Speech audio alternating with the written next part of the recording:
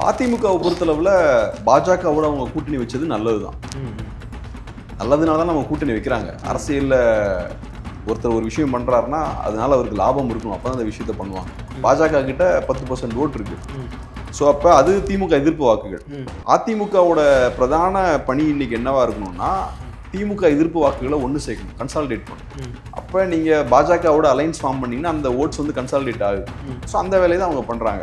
சரி, பாஜகவோட போகிறதால அதிமுகவுக்கு எந்த இழப்புமே கிடையாது. மைனாரிட்டி ஓட்ஸ் ஏற்கனவே கையை விட்டு போயாச்சு, அப்புறம் வேற என்ன இழப்பு இருக்குது? எடப்பாடியாருடைய சுற்றுப்பயணத்துக்கு அப்புறம் அந்த கூட்டத்தை பார்க்கும்போது, அதோடைய எழுச்சியை பார்க்கும்போது அதிமுக வருமா அப்படின்ற மாதிரியே ஒரு எழுச்சியை உண்டாக்கியிருக்கு.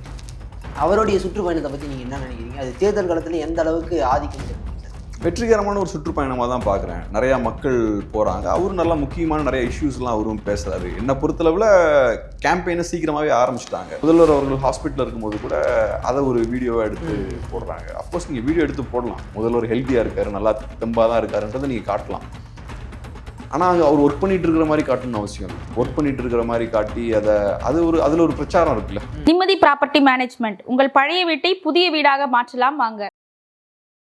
அண்ணா திராவிட முன்னேற்ற கழகத்துடைய கூட்டணி ரொம்ப வலுவாக இருக்கிற மாதிரி இருக்குது. என்னதான் தமிழக மக்கள் வந்து பாஜகவுடைய எதிர்ப்பால் இருந்தாலுமே கூட அது வளர்ந்துருக்குது அப்படின்றத நம்மளால் மறுக்க முடியாது. பாஜக வந்து அதிமுக கூட சேர்ந்தது அவங்களுக்கு சாதகம்னு நினைக்கிறீங்களா இல்லை பாதகம்னு நினைக்கிறீங்களா? அதிமுகவை பொறுத்தளவில் பாஜகவோட அவங்க கூட்டணி வச்சது நல்லது தான். நல்லதுனால தான் நம்ம கூட்டணி வைக்கிறாங்க. அரசியலில் ஒருத்தர் ஒரு விஷயம் பண்ணுறாருன்னா அதனால அவருக்கு லாபம் இருக்கணும், அப்போ தான் அந்த விஷயத்த பண்ணுவாங்க. ஸோ அதிமுக பாஜகவோட போய் சேர்றாங்கன்னா அதனால அவங்களுக்கு லாபங்கள் இருக்கு. சித்தாந்த ரீதியாக கரெக்டாக தப்பான்னு கேட்டிங்கன்னா தப்பு தான். ஒரு திராவிட கட்சி ஒரு பாஜக மாதிரியான ஒரு கட்சியோட போய் சேர்றது ஒரு தவறான விஷயம் தான். பட் ஆனால் வெறும் எலெக்ஷன் பாயிண்ட் ஆஃப் வியூலேருந்து நீங்கள் பார்த்தீங்கன்னா கண்டிப்பாக அதிமுகவுக்கு அதனால லாபம் இருக்கு. பாஜக கிட்ட 10% ஓட்டு இருக்கு. ஸோ அப்போ அது திமுக எதிர்ப்பு வாக்குகள். அதிமுகவோட பிரதான பணி இன்னைக்கு என்னவா இருக்கணும்னா திமுக எதிர்ப்பு வாக்குகளை ஒன்று சேர்க்கணும், கன்சாலிடேட் பண்ணணும். அப்போ நீங்கள் பாஜகவோட அலைன்ஸ் ஃபார்ம் பண்ணீங்கன்னா அந்த ஓட்ஸ் வந்து கன்சாலிடேட் ஆகுது. ஸோ அந்த வேலையை தான் அவங்க பண்ணுறாங்க. செதறி இருக்கக்கூடாதுல, திமுக எதிர்ப்பு வாக்குகள் செதறக்கூடாது. செதறாமல் பார்த்துக்கணும், எல்லாத்தையும் ஒரு கூரை கீழே கொண்டு வரணும், ஒரு கூரை கீழே கொண்டு வரணும். ஸோ அந்த வேலையை பார்க்குறாங்க அவங்க. பாஜகவை உள்ளே கொண்டு வந்துட்டாங்க. ஸோ அந்த வகையில் நல்ல ஒரு மூவ் தான். மைனாரிட்டி ஓட்ஸ் எப்படி வராதுன்னு அவங்களுக்கு தெரியும். 24லையும் வரல, தனியாக போய் வேஸ்ட்டு தான். மைனாரிட்டி ஓட்ஸ் பாஜகவுக்கு வரல. அதே மாதிரி திமுகவோட கூட்டணியும் உடைக்க முடியல, அந்த கூட்டணி கட்சிகளும் இங்கே போகல. ஸோ அப்போ பாஜகவோட போகிறதால அதிமுகவுக்கு எந்த இழப்புமே கிடையாது. மைனாரிட்டி ஓட்ஸ் ஏற்கனவே கையை விட்டு போயாச்சு, அப்புறம் வேற என்ன இழப்பு இருக்குது? அப்போ சரி, அட்லீஸ்ட் குறைந்தபட்சம் பாஜகவோட அந்த 10% ஓட்டையாவது உள்ளே கொண்டு வரலாம் அப்படின்ற இடத்துக்கு தான் இப்போ அதிமுக வந்திருக்காங்க. அதனால அவங்கள பொறுத்தளவில் இது கரெக்டான ஒரு மூவ் தான். அவங்க பாயிண்ட் ஆஃப் வியூ பார்க்கும்போது கடந்த 10 தேர்தல்களாக தொடர்ந்த தோல்வி அதிமுக கூட்டணிக்கு.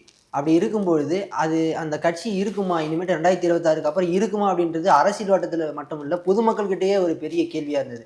ஆனால் இப்போ அவருடைய சுற்றுப்பயணம், எடப்பாடியாருடைய சுற்றுப்பயணத்துக்கு அப்புறம் அந்த கூட்டத்தை பார்க்கும்போது, அதோடைய எழுச்சியை பார்க்கும்போது அதிமுக வருமா அப்படின்ற மாதிரியே ஒரு எழுச்சியை உண்டாக்கியிருக்கு. அவருடைய சுற்றுப்பயணத்தை பற்றி நீங்கள் என்ன நினைக்கிறீங்க? அது தேர்தல் காலத்தில் எந்த அளவுக்கு ஆதிக்கம் செலுத்தும் சார்? வெற்றிகரமான ஒரு சுற்றுப்பயணமாக தான் பார்க்குறேன். நிறையா மக்கள் போகிறாங்க. அவரும் நல்லா முக்கியமான நிறைய இஷ்யூஸ்லாம் அவரும் பேசுகிறாரு. என்னை பொறுத்தளவில் கேம்பெயினை சீக்கிரமாகவே ஆரம்பிச்சிட்டாங்க. இப்போ ஆளும் கட்சி எதிர்கட்சி 2 பேருமே கேம்பெயினை சீக்கிரமாக ஆரம்பிச்சிட்டாங்க. ஆளும் கட்சியை பொறுத்தளவில் அவங்களோட கேம்பெயினில் பெரிய விஷயம் இருக்காது எப்போவுமே. ஏன்னா அவங்க அரசோட சாதனைகள் பற்றி பேசுவாங்க, இருக்கக்கூடிய பிரச்சனைகளெல்லாம் மறைச்சிடுவாங்க, அதெல்லாம் பெருசாக பேச மாட்டாங்க. ஆனால் எதிர்கட்சிகள் கையில் எடுக்கக்கூடிய அந்த கேம்பெயின் இருக்குல்ல, அதுக்கு சில முக்கியத்துவம் உண்டு.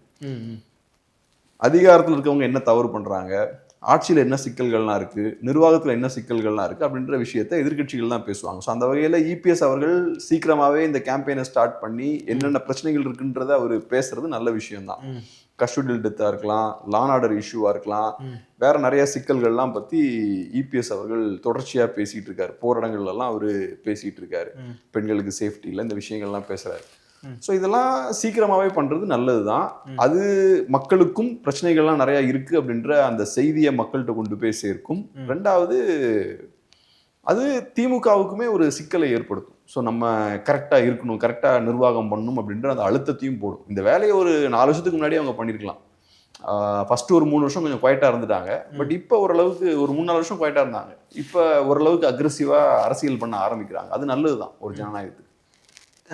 திராவிட முன்னேற்ற கழகம் ஒரு ஊடகவியலாளராக கேட்குறேன், கடந்த 10 ஆண்டுகால அண்ணா திராவிட முன்னேற்ற கழகத்தையும் இப்போ இருக்கக்கூடிய 4 ஆண்டு கால திராவிட முன்னேற்ற கழகத்துடைய ஆட்சியும் ஒப்பிட்டு பார்க்கும்போது எது இது பரவாயில்ல அப்படின்னு உங்களுக்கு தோணுது? ஒவ்வொரு ஆட்சியும் ஒவ்வொரு விதத்தில் டிஃப்ரெண்ட்டாக தான் இருந்திருக்கு. இப்போ எனக்கு பர்சனலாக நான் ஒரு மீடியாக்காரனாக பார்க்கும்போது ஏடிஎம்கே பீரியட்ல என்ன வேணாலும் பேசலாம். யாரும் உங்களை எந்த கேள்வியும் கேட்க மாட்டாங்க. நம்மளை யாரோ வாட்ச் பண்ணிட்டு இருக்காங்க அப்படின்ற ஒரு ஃபீல் கொடுக்காது, எதுவுமே இருக்காது. நம்ம பாட்டு தைரியமாக பிடிச்சதெல்லாம் நம்ம பேசலாம். அது ஒரு நல்ல பாசிட்டிவான விஷயம். ஊடகங்களுக்கு கம்ப்ளீட்டான ஒரு ஃப்ரீடம் கொடுத்தாங்க. ரொம்ப அவதூறாக ஏதாவது பேசினா மேபி வழக்குகள்லாம் போட்டிருக்கலாம். பட் அதை தாண்டி ஜென்ரலாக ஊடகங்களுக்கு ஃப்ரீடம் இருந்தது. கரெக்டான விஷயங்களை நீங்கள் தைரியமாக பேசலாம். அதிகாரத்தில் இருந்தவங்கள நீங்கள் தைரியமாக விமர்சிக்கலாம். யாரும் உங்களை கேட்க மாட்டாங்க. அதனால அப்போ இருந்த மீடியா பார்த்தோம்னா ஃபுல்லாக அட்டாக் பண்ணாங்க ஏடிஎம்கேவை. பயங்கரமாக ஏடிஎம்கேவை அட்டாக் பண்ணாங்க. ஆனால் இப்போ இருக்கக்கூடிய சூழல் என்னன்னா மீடியாவை ஓரளவுக்கு டிஎம்கே அவங்க கண்ட்ரோல் கீழே கொண்டு வந்துட்டாங்க. ஸோ அது நல்ல விஷயம் இல்லை. அது ஜனநாயகத்துக்கு நல்ல விஷயம் இல்லை. ரெண்டாவது, நீங்கள் மீடியாவை உங்கள் கண்ட்ரோல் கீழே கொண்டு வரீங்கனாலே உங்கள் ஆட்சியில் நிறைய சிக்கல்கள் இருக்குன்னு அர்த்தம். உங்கள் ஆட்சியில் எந்த குறையுமே இல்லைன்னா நீங்கள் மீடியாவை கண்ட்ரோல் பண்ண வேண்டிய அவசியமே இல்லை.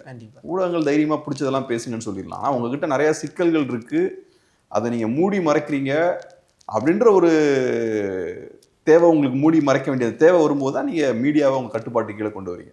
ஸோ களத்தில் இப்போ நிறையா சிக்கல்கள் இருக்குன்னு அர்த்தம். இந்த ஆங்கிள்லேருந்து பார்க்கும்போது திமுக நான் இந்த ஃபீல்டில் இருக்கனால திமுகவோட ஆட்சியில் எனக்கு பெரிய ஒரு அதிருப்தி உண்டு. அதுபோக திமுகவை பொறுத்தளவில் இந்த அட்வர்டைஸ்மெண்ட்டுக்கு, விளம்பரத்துக்கு பயங்கர முக்கியத்துவம் கொடுக்குறாங்க. ஒரு அட்வர்டைஸ்மெண்ட் மோட்லேயே இருக்காங்க. எப்போவுமே பார்த்தா எலெக்ஷனில் ஜெயிக்கணும், எலெக்ஷன் மோடு, அப்புறம் அதை பிரச்சாரங்கள் பண்ணுறது. முதல்வர் அவர்கள் ஹாஸ்பிட்டலில் இருக்கும்போது கூட அதை ஒரு வீடியோவாக எடுத்து போடுறாங்க. அஃப்கோர்ஸ் நீங்கள் வீடியோ எடுத்து போடலாம். முதல்வர் ஹெல்த்தியாக இருக்காரு, நல்லா தெம்பாக தான் இருக்காருன்றதை நீங்கள் காட்டலாம். ஆனால் அங்கே அவர் ஒர்க் பண்ணிட்டு இருக்கிற மாதிரி காட்டணும்னு அவசியம் இல்லை. ஒர்க் பண்ணிட்டு இருக்கிற மாதிரி காட்டி அதில் ஒரு பிரச்சாரம் இருக்குல்ல, இங்கேயும் வேலை பார்க்குறாருன்னு காட்டணும்னு அவசியம் இல்லை. ஏன்னா ஹாஸ்பிட்டலில் போய் ஒருத்தர் அட்மிட் ஆகிறாருனாலே உடம்பு முடியாமல் தான் அங்கே போகிறாருன்னு அர்த்தம். ஸோ அங்கே போய் இதெல்லாம் பண்ணணும்னு அவசியம் இல்லை. அஃப்கோர்ஸ் இப்போ தமிழ் மக்களுக்கு நீங்கள் முதல்வர் நல்லா ஸ்ட்ராங்காக இருக்காருன்னு காட்டணும், முதல்வர் நல்லா ஹெல்த்தியாக தான் இருக்காருன்னு. ஏன்னா ஒரு மக்களோட பிரதிநிதி, மக்களோட தலைவர், அவர் மக்களுக்கு தெரியணும் என்ன நடந்துட்டு இருக்குன்னு. ஆனால் அவர் வேலை செஞ்சுட்டு இருக்கிற மாதிரி நீங்கள் அதையும் ஒரு வகையான ஒரு அட்வர்டைஸ்மெண்ட் மாதிரி மாற்ற வேண்டிய தேவையில்லை. அது நடக்குது, அதெல்லாம் நடக்காமல் இருக்கலாம். ஸோ இந்த அட்வர்டைஸ்மெண்ட்டுக்கு ரொம்ப அதிக முக்கியத்துவம் கொடுக்குறாங்க. எலெக்ஷன் மோட்லேயே இருக்காங்க. 2024 லோக்சபா எலெக்ஷன் முடிஞ்சதுக்கு அப்புறமே எலெக்ஷனை பற்றி பேச ஆரம்பிச்சிட்டாங்க. 26 அதை பற்றியே பேசிகிட்டு இருக்காங்க. ஸோ இந்த விஷயங்கள்லாம் திமுக ஆட்சியில் இருக்கக்கூடிய குறைகள் அப்படின்ற மாதிரி பார்க்குறேன்.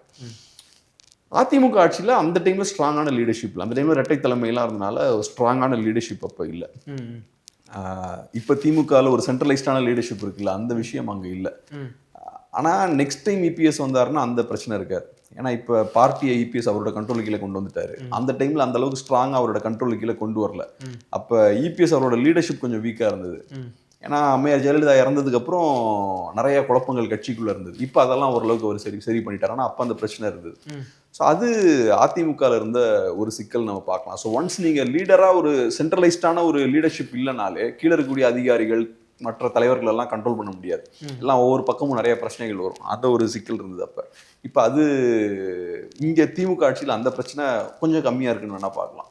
தமிழ்நாட்டில் பாரதிய ஜனதா கட்சி வளர்ந்ததா ஒரு தோற்றத்தை காமிக்க வச்ச முன்னாள் ஐபிஎஸ் திரு அண்ணாமலை, அவர் கூட்டணிக்கு வர்றதுக்கு முன்னாடி வரைக்கும் அவர் தலைவர். கூட்டணி வரும்பொழுது ஏதோ ஒரு சிக்கலாக என்னன்னு தெரியல, நயினார் நாகேந்திரனை தலைவனாக மாற்றிருக்காங்க. இது பாரதிய ஜனதாவுக்கு சாதகமாக பாதகமா? பாரதிய ஜனதா கட்சிக்கு அது பாதகம் தான். அண்ணாமலை அவர்கள் கட்சியை ஓரளவுக்கு வளர்த்தாரு. அந்த கட்சியை ஏதோ 3% 4% ஓட்டு வாங்கக்கூடிய கட்சின்ற மாதிரி கேலி பண்ணிட்டு இருந்த அந்த காலம் போய் 10% வாங்க முடியும் அப்படின்ற ஒரு இடத்துக்கு அந்த கட்சியை எடுத்துட்டு போயிருக்காரு. ஆனால் இப்போ பாஜகவுக்கு தமிழ்நாடை அவங்க பெருசாக ஃபோக்கஸ் பண்ணல. அவங்களோட ஃபோக்கஸ் லோக்சபா எலெக்ஷன்ஸ் தான். 29 அவங்க ஃபோக்கஸ் பண்ணுறாங்க. ஸோ அப்படி இருக்கும்போது நம்ம அந்த எலெக்ஷனில் கண்டிப்பாக நமக்கு சில பின்னடைவுகள் நார்த்தில் வர வாய்ப்பு இருக்கு. ஏற்கனவே 24 அவங்க எதிர்பார்த்த மாதிரி ஜெயிக்க முடியல. அவங்க சிங்கிள் மெஜாரிட்டியே கிடைக்கல. யூபிலலாம் அவங்களோட சீட்ஸ் கம்மியாக இருக்குது. ஸோ அப்போ நார்த்தில் அவங்க சில இடங்களில் பலவீனப்படுறாங்க. அதை பேலன்ஸ் பண்ணுறதுக்கு தமிழ்நாடு மாதிரியான ஸ்டேட் அவங்களுக்கு ரொம்ப அவசியம். இப்போ தமிழ்நாட்டில் 26ல் ஓரளவுக்கு திமுகவை பலவீனப்படுத்திட்டாங்கன்னா 29ல் பாஜக நிறைய சீட்ஸ் வாங்க முடியும். நான் பாஜகன்னு சொல்றது அதிமுக பாஜக அலைன்ஸ். ஒரு 25 சீட் வாங்குறாங்கன்னு வச்சுப்போம், அது பெரிய நம்பர். ஒரு 20 சீட் வாங்கினா கூட பெரிய நம்பர் தான் அது. ஸோ அதனால அங்கே விடுற சீட்ஸை இங்கே பிடிக்கலாம், அந்த பிளான் அவங்களுக்கு இருக்கு. ஸோ அதனால இங்கே 29ல நல்லா பெர்ஃபார்ம் பண்ணணும்னா 26ல நல்லா பெர்ஃபார்ம் பண்ணணும். 26ல நல்லா பெர்ஃபார்ம் பண்ணணும்னா அதிமுகவோட அலைன்ஸ் தேவை. நீங்கள் தனியாக போனீங்கன்னா மேபி உங்களோட ஓட் ஷேர் இன்க்ரீஸ் ஆகும், 24ல் இன்க்ரீஸ் ஆன மாதிரி இன்க்ரீஸ் ஆகும், ஆனால் உங்களுக்கு சீட்ஸ் கிடைக்காது. ஸோ அதனால அதிமுகவோட சேர்ந்து போகும்போது பயணிக்கும் போது உங்களுக்கு சீட்ஸ் வந்து இன்க்ரீஸ் ஆகும். அப்போ அதிமுகவோட சேர்ந்து பயணிக்கணும் அப்படின்ற அந்த கட்டாயம் ஏற்படும் போது அண்ணாமலைக்கு அங்கே வேலை இல்லை. அண்ணாமலை அதிமுகவோட ரொம்ப இணக்கமாக இல்லை, பிரச்சனைகள் நிறைய இருந்தது. ஸோ அதனால இந்த அலைன்ஸ் நல்லா ஜெல் ஆகணும்னா அதிமுகவோட இணக்கமாக போகக்கூடிய ஒரு தலைவர் தேவை. அதுக்கேற்ற மாதிரியான ஒரு தலைவரை இப்போ கொண்டு வந்திருக்காங்க. இப்போ திராவிட முன்னேற்ற கழகத்துடைய பலமான கூட்டணி, ஏன் பலமான கூட்டணினா கடந்த 10 தேர்தல் அதை தான் நிரூபிச்சிருக்கு. நாடாளுமன்ற தேர்தலில் 40க்கு 40 100% வெற்றியை பதிவு பண்ணியிருக்காங்க. இந்த மாதிரி பலமான கூட்டணி இருக்கிறதுக்கான காரணம் விடுதலை சிறுத்தைகளாக இருக்கட்டும் அல்லது காங்கிரஸாக இருக்கட்டும், சிபிஐ சிபிஎம் இந்த மாதிரியான மனிதநேய மக்கள் கட்சி, இப்படி பலமான கூட்டணி ஒன்று இருக்குது. இந்த கூட்டணி எதற்கு இன்னும் தேவைப்படுதா அல்லது உடையுமா? ஏன்னா விடுதலை சிறுத்தைகள் கட்சி தலைவர் வந்து நீங்கள் பிரிவீங்களா அப்படின்னு கேட்டது கண்டிப்பாக இல்லை. சீட்டு கம்மியாக கொடுத்தாலும் அது எங்களுடைய சுயமரியாதைக்கான இழுக்க நாங்கள் பார்க்கல, ஜனநாயகத்தை வலுப்படுத்த போகிறோம் அப்படின்ற மாதிரி அவர் கூட இருக்கார். காங்கிரஸோ சிபிஐயோ சிபிஎம்மோ மனிதநேய மக்கள் கட்சி இந்த மாதிரியான உதிரி கட்சிகள்லாம் வெளியேறும்னு நினைக்கிறீங்களா? அப்படி வெளியேறிச்சுன்னா திமுக கழக ஆட்சி திரும்ப வரும்னு நினைக்கிறீங்களா? கண்டிப்பாக கூட்டணி அப்படியே தான் இருக்க போகுது. இந்த கூட்டணி ஏன் இன்னைக்கு இருக்குன்னா அந்த கூட்டணி திமுகவுக்கும் தேவை, அந்த சிறிய கட்சிகளுக்கும் தேவை. அதனாலதான் அந்த கூட்டணி இன்னைக்கு வரைக்கும் அப்படியே இருக்கு. கூட்டணி கட்சிகள் பலவீனப்பட்டிருக்காங்க. இதுக்கு முன்னாடி வாங்கின சீட்ஸை விட இப்ப கம்மியா வாங்கிட்டு இருக்காங்க. அவங்களுக்கான எதிர்பார்ப்புகள் இருக்கு, கொஞ்சம் நிறைய சீட்ஸ் நம்ம கிடைச்சா நல்லா இருக்கும்ன்ற எதிர்பார்ப்புகள் இருக்கு. பட் இருந்தாலும் அவங்களுக்கு ஆப்ஷன் இல்லை. அவங்களால ஏடிஎம்கே கூட போக முடியாது, அங்க பாஜக இருக்காங்க. அப்ப வேற என்ன ஆப்ஷன் இருக்கு? தனியா வேணா போலாம், மக்கள் நல கூட்டணி மாதிரியான கிட்ட போலாம் இல்லையா? சீட்ஸ் கிடைக்காது உங்களுக்கு, ஜெயிக்க மாட்டீங்க, சீட்ஸ் ஜெயிக்க மாட்டீங்க.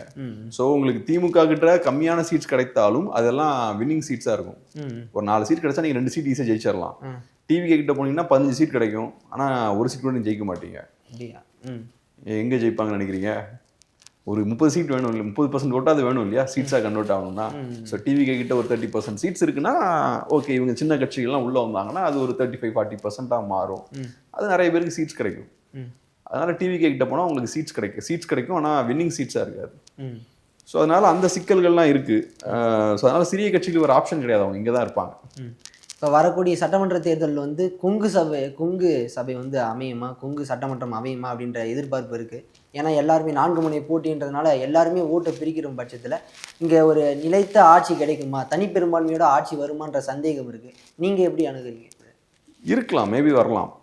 இப்போ ஒரு மாதிரி 4 முனை போட்டி மல்டி போலார் ஃபைட்ஸ்லாம் போகும்போது மேபி அதுக்கு வாய்ப்பு இருக்குது. அது வெயிட் பண்ணி பார்ப்போம், ரிசல்ட் தான் சொல்ல முடியும். மேபி வரலாம், வரதுக்கான வாய்ப்பு. ஒரு தனிப்பட்ட ஒரு நபராக சீமான் மேலே பல கட்ட விமர்சனங்கள் நடந்துகிட்ருக்கு. ஒரு நிறைய மாநாடு நடத்திட்டு இருக்காரு, ஆடு மாடுகள் மாநாடாக இருக்கட்டும் அல்லது அவர் பேசுகிற பேச்சாக இருக்கட்டும். அண்ணா இறந்துட்டாரு அல்லது காமராஜர் பற்றி அண்ணா பற்றி இவர் இறக்கிறதுக்கு முன்னாடியே இவர் அழுதுட்டு இருந்தார் அப்படின்ற மாதிரிலாம் பேசிகிட்டு இருந்தார். இந்த மாதிரியான விமர்சனங்கள் ரொம்ப அதிகமாக சீமான் மேலே எப்போத்துலேருந்தோ வந்துட்டு தான் இருக்குது. ஆனால் இப்போ வைக்கக்கூடிய விமர்சனங்கள் மூலமாக, இந்த மாநாடுகள் மூலமாக அவருடைய ஓட் ஷேர் கம்மியாகும்னு நினைக்கிறீங்களா?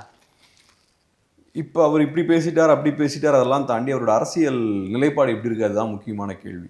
அவரோட அரசியல் நிலைப்பாட்டில் இருந்து அவரு காம்ப்ரமைஸ் ஆகலை. அவரோட அரசியல் நிலைப்பாட்டில் ஸ்ட்ராங்காக இருக்காரு. இது வரைக்கும் அவர் கூட்டணிக்குள்ள போல, திராவிட கட்சிகளை எதிரியா முன் வைக்கிறாரு. அந்த எதிரிகளோட இது வரைக்கும் சமரசம் பண்ணிக்கல, எதிர்த்து தான் நிற்கிறார். ஸோ அதுதான் முக்கியம்.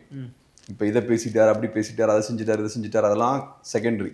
ஸோ அவரை நம்பி மக்கள் ஓட் போடுறாங்க. இவர் மாற்று அரசியலுக்கான ஆள் இவர் தான் அப்படின்னு நம்பி ஓட் போடுறாங்க. அந்த நம்பிக்கையை அவர் தக்க வச்சிருக்காரு. கமலஹாசன் நான் மாற்றுன்னு சொல்லி உள்ள வந்தாரு, அப்புறம் போய் திமுகவோட போய் சேர்றாரு. எந்த திமுக எதிர்த்தாரோ அந்த திமுகவோட போய் சேர்றாரு. ஸோ அப்போ அந்த மக்களுக்கு அவரு துரோகம் பண்றாரு. அந்த மாதிரியான விஷயங்கள்லாம் என்டிகே பண்ணல. ஒரு 8-9 வருஷமா ஸ்டெடியா ஒரே ரூட்ல அவங்க போயிட்டு இருக்காங்க. நிறைய தேர்தல்களை எதிர்கொள்றாங்க. ஓட்ஸ் வந்து இன்க்ரீஸ் ஆகிட்டே இருக்கு. ஸோ அதனால அதை தான் நம்ம பார்க்கணும். ஒரு கட்சியோட அரசியல் தான் ரொம்ப முக்கியம். அந்த அரசியல்ல ஒரு தெளிவு இருந்தா பிரச்சனையே கிடையாது. அப்புறம் அதுக்கப்புறம் வேற இந்த பேசுனாங்க அதெல்லாம் செகண்டரி. முதல்ல அரசியல் தான் முக்கியம். அந்த அரசியல் அவங்க கரெக்டாக தான் இருக்காங்க. அப்போ மக்களுடைய மாற்று சக்தியாக நம்மளுடைய தலைவனா அல்லது நம்மளுடைய கொள்கைக்கேற்ற தலைவனா மாறுபடாமல் நிற்கிற ஒரே தலைவனா சீமானை வந்து அவருடைய ரசிகர்கள் பார்க்குறான்னு நினைக்கிறீங்க? ரசிகர்னு சொல்றதை விட தொண்டர்கள் பார்க்குறான்னு நினைக்கிறீங்களா? சித்தாந்தத்தில் அவங்க எதுக்கு சமரசம் பண்ணல, கரெக்டான ரூட்ல போய்கிட்டு இருக்காங்க. ஃபியூச்சர் எப்படி இருக்குன்னு நமக்கு தெரியாது. இப்போதைக்கு அவங்க சமரசம் பண்ணல, அதனால மக்களும் வாக்களிக்கிறாங்க. இது வரைக்கும் உங்களுடைய பொன்னான நேரத்தை இந்த நேர்காணலுக்காக ஒதுக்கி தந்த மிக்க நன்றி. நன்றி.